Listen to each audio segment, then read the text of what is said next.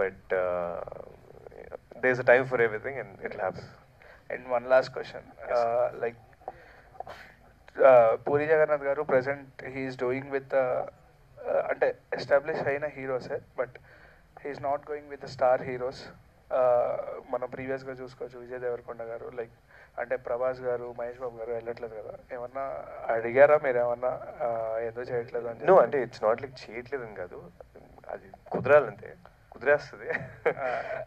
So డెఫినెట్గా అంటే నేను వెయిటింగ్, నేను చాలా రోజుల నుంచి డాడీది ప్రభాస్ గారి కాంబినేషన్ మళ్ళీ ఎప్పుడైనా నేను కూడా ఒక నార్మల్ ఆడియన్గా చాలా వెయిట్ చేస్తున్నాను.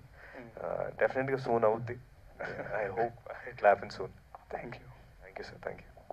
ఆకాష్ గారు, yes sir, yes sir. Romantic మూవీలో అంటే ఒక సాంగ్లో పూరి సార్ అండ్ రామ్ గారు వచ్చారు, అలా డబుల్ స్మార్ట్లో మీరు ఏమైనా ఎక్స్పెక్ట్ చేయొచ్చేది సాంగ్లో కానీ చిన్న సీన్లో కానీ? లేదు సార్, లేదు సార్.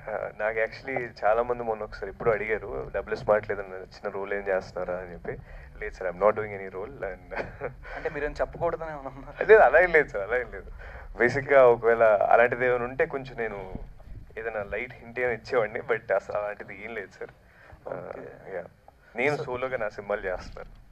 సోషల్ మీడియాలో పూరి గారిది పేజ్ ఉంటుంది సార్, దాంట్లో మీది పిక్చర్ పెట్టి మూవీస్ సరిగ్గా రావట్లేదు, అడ్వెంచర్ మూవీస్కి బాగా ఓటింగ్ పడింది మీది, అలా మూవీస్ ఏమైనా ఎక్స్పెక్ట్ చేయొచ్చా ఫ్యాన్స్ కోరిక మేరకు? సార్ డెఫినెట్లీ సార్, అంటే అడ్వెంచర్ మూవీస్ అంటే more than the visuals and everything, దాన్ని ముందుకు తీసుకెళ్ళి ఒక స్ట్రాంగ్ సబ్జెక్ట్ కావాలి. అది మనందరం సరెండర్ అయ్యే సబ్జెక్ట్ ఏదన్నా దొరికినప్పుడు ఆ విజువల్స్ అన్నీ ఇవన్నీ యాడ్ ఆన్స్.